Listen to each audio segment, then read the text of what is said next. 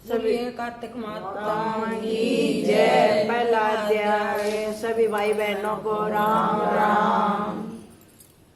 मैं सिमरू माता शारदा, बैठे जिभ्या आए, कार्तिक मास की कथा लिखे कपिल हर्षाय। नैमिषारण्य तीर्थ में श्री सूत जी महाराज 88,000 शौनकादिक ऋषियों से बोले, अब मैं आपको कार्तिक मास की कथा विस्तार से सुनाता हूँ, जिसे सुनकर मनुष्य सब प्रकार के पापों से छूटकर अंत समय में वैकुंठ को प्राप्त होता है। तो सूत जी बोले कि श्री कृष्ण जी से आज्ञा लेकर देव ऋषि नारद के चले जाने पर सत्यभामा प्रसन्न होकर लक्ष्मीपति भगवान से कहने लगी कि हे नाथ, मैं धन्य हुई, मेरा जीवन सफल हो गया। मेरे जन्मदाता भी धन्य है, जिन्होंने मुझ जैसी त्रिलोक्य सुंदरी को जन्म दिया, जो आपकी 16 सहस्त्र स्त्रियों के मध्य में आपकी परम प्यारी पत्नी बनी। मैंने वो कल्प वृक्ष आदि पुरुष आपके साथ नारद जी को विधि पूर्वक दान में दे दिया, परंतु वही कल्प वृक्ष मेरे घर लहराया करता है, जिस बात को मृत्यु लोक में कोई भी स्त्री नहीं जानती। हे त्रिलोकीनाथ, मैं आपसे कुछ पूछना चाहती हूँ। आप मुझे विस्तार पूर्वक कार्तिक मात्यम की कथा सुनाओ, जिसको सुनकर मेरा हित हो तथा जिसके करने से कल्प पर्यंत भी आप मुझसे विमुख ना हो। तो सूत जी बोले, सत्यभामा के ऐसे वचनों को सुनकर हंसते हुए श्री कृष्ण जी सत्यभामा का हाथ पकड़कर तथा अपने सेवकों को वहीं रोककर विलास युक्त अपनी पत्नी को कल्प वृक्ष के नीचे ले गए और हंसकर कहने लगे कि हे प्रिय, 16,000 रानियों में से मुझे तुम प्राणों के समान प्यारी हो। तुम्हारे लिए मैंने इंद्र से तथा देवताओं से भी विरोध किया था। हे कांते, जो बात तुमने पूछी है उन अद्भुत बातों को सुनो। तो सूत जी बोले, एक दिन श्री कृष्ण भगवान ने सत्यभामा की प्रिय कामना के लिए गरुड़ पर सवार होकर इंद्रलोक जाकर कल्प वृक्ष मांगा। तब इंद्र ने मना कर देने पर गरुड़ का इंद्र से घोर युद्ध हुआ और गोलोक में गरुड़ जी ने गौओं से युद्ध किया। तो गरुड़ जी की चोट से उनके कान और पूंछ कट करके गिर पड़े। उनके रुधिर से 3 वस्तु उत्पन्न हुए, कान से तमाकू, पूंछ से गोभी और खून से मेहंदी। इन तीनों के प्रयोग करने से मोक्ष प्राप्ति नहीं होती। तब गौओं ने भी क्रोध में भरकर गरुड़ को मारा, जिससे उनके 3 पंख टूटकर गिर पड़े। इनके पहले पंख से नीलकंठ, दूसरे से मोर, तीसरे से चकवा चकवी उत्पन्न हुए।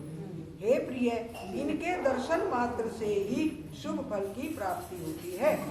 ये सुनकर सत्यभामा बोली कि हे प्रभु, मैंने पिछले जन्म में कौन कौन से दान, व्रत व जप नहीं किए, मेरा कैसा स्वभाव था तथा मैं किसकी पुत्री थी और मुझे मृत्यु लोक में जन्म लेना पड़ा।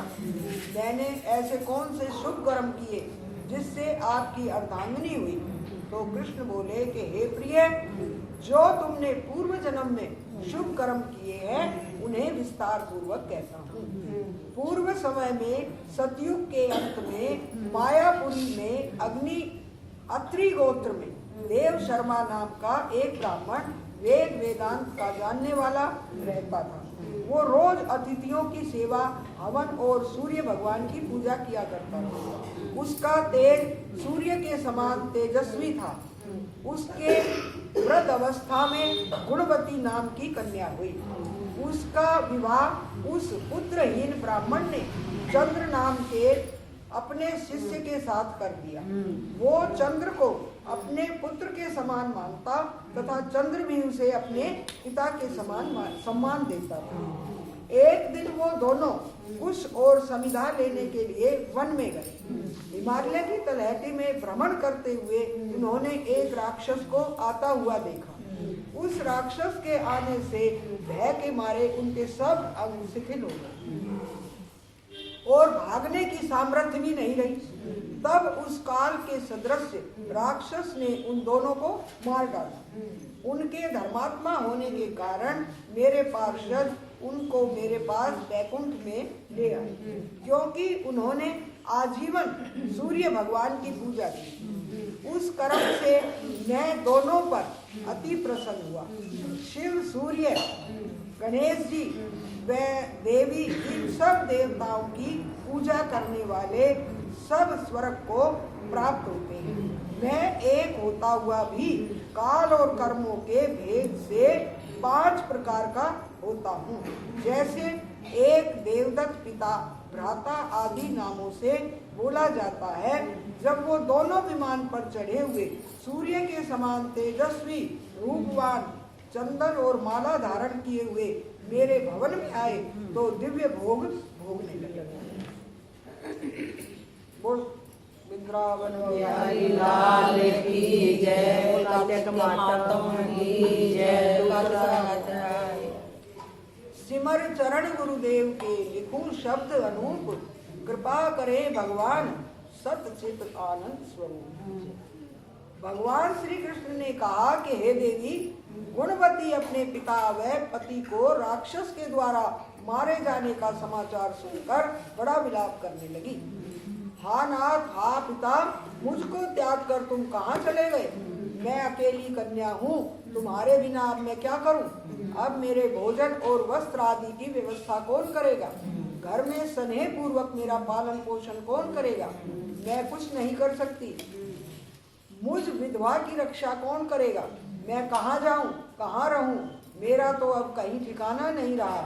इस तरह रोती और बिलखती गुणवती पछाड़ खाकर पृथ्वी पर गिर पड़ी और मूर्छित हो गई और देर तक पड़ी रही। फिर जब होश में आई तो पूर्ववत अत्यंत करुण विलाप कर शोक सागर में डूब गई। जब कुछ संभली तो उसे ध्यान आया कि मेरे पिता तथा पति की मृत्यु के पश्चात उनकी क्रिया करनी चाहिए जिससे उनकी गति हो सके। अतः उसने अपने घर की सारी वस्तुएं बेच दी। उनके बेचने से जो पैसे मिले उनसे अपने पिता और पति का श्राद्ध आदि किया। फिर वो उसी नगर में रहती हुई भगवान विष्णु की भक्ति में 8 पहर रहने लगी। उसने जन्म से लेकर मृत्यु तक नियम पूर्वक सारी एकादशियों के व्रत और कार्तिक महीने में उपवास तथा व्रत किए। हे प्रिय, ये एकादशी और कार्तिक व्रत मुझको बड़े ही प्यारे हैं।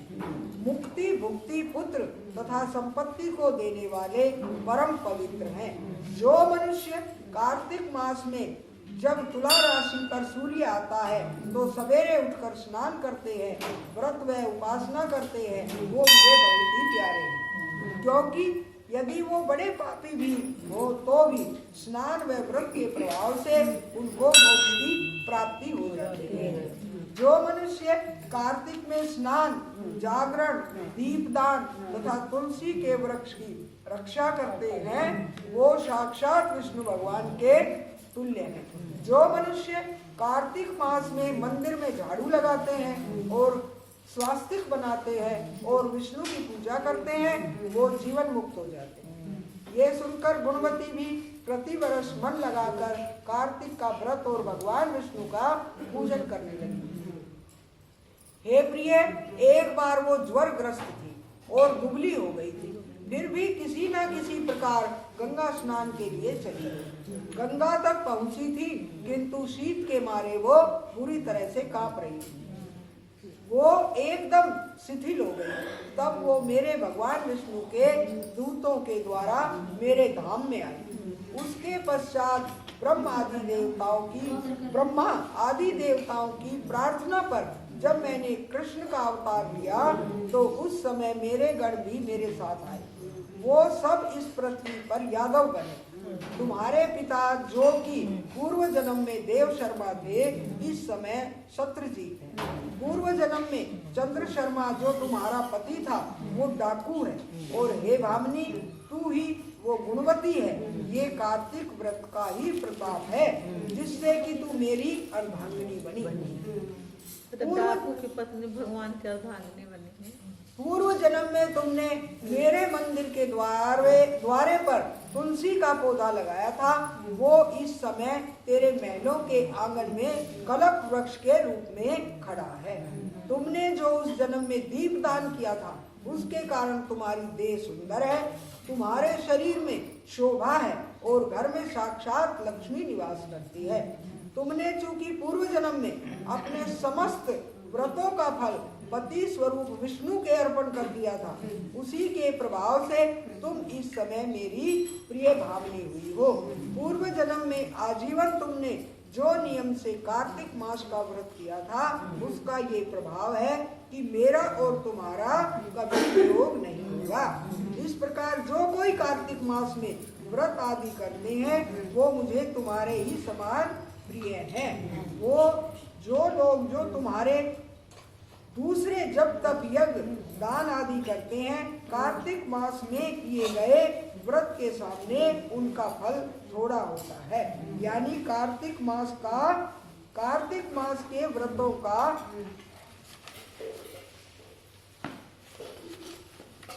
16वां भाग भी नहीं है। इस तरह से सत्यभामा भगवान श्री कृष्णचंद्र जी महाराज से अपने पूर्व जन्म के पुण्य का प्रभाव सुनकर अति प्रसन्न हुई। बोल श्री कृष्ण भगवान की जय। सत्यभामा पटरानी की जय। तीसरा अध्याय। श्री कृष्ण भगवान के चरणों में शीश झुकाओ, श्रद्धा भाव से पूजा हरि मनोवांछित फल पाओ। सत्यभामा बोली, आप सभी काल में व्यापक और सभी काल आपके आगे समान हैं, फिर ये कार्तिक मास ही सब मासों में श्रेष्ठ क्यों है? सब तिथियों में एकादशी और सब मासों में कार्तिक मास को ही आप अपना प्रिय क्यों बतलाते हैं?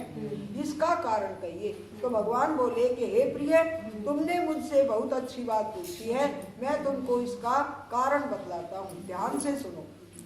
इसी प्रकार एक बार महाराज बेन के पुत्र राजा पृथु ने प्रश्न के उत्तर में देव ऋषि नारद से प्रश्न किया था और श्री नारद जी ने उसे कार्तिक मास की महिमा बतलाई थी। राजा पृथु के प्रश्न के उत्तर में देव ऋषि नारद ने कहा था, हे राजन, एक समय शंख नामक एक राक्षस बड़ा बलवान और अत्याचारी हो गया था। उसने अपने अत्याचारों से तीनों लोगों को कंपायमान कर दिया था। उस शंखासुर ने स्वर्ग में रहने वाले देवताओं को जीतकर इंद्र आदि देवों व लोकपालों के अधिकारों को छीन लिया।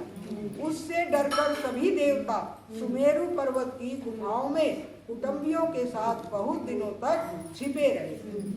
वे बाद में सुमेरु पर्वत की गुफाओं में निश्चिंत होकर रहने लगे। उधर जब शंख को पता चला कि देवता आनंद से सुमेरु पर्वत पर रहने लगे हैं, तो उसने सोचा कि ऐसी कोई दिव्य शक्ति जरूर है जिसके कारण अपना अधिकार छिन जाने पर भी देवता बलवान होते हैं।